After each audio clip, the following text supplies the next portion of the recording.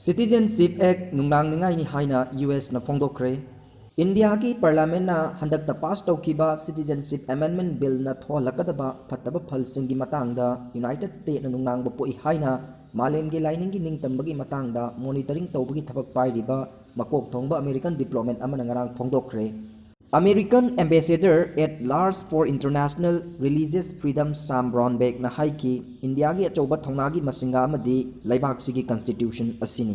Democracy chatpa marup ama oina aikoina India gi institution sing adubu ikai khumnai adubu CAB bill na tholakadaba phattaba phalsingi matangda nungnangba poi haina USA gi ambassador asina phongdokre. Religious freedom yauna India na makhoi gi constitutional commitment sing government na ngakna chatkani asa tawi haina US gi makok thongba official aduna ngarang tweet amada haiki.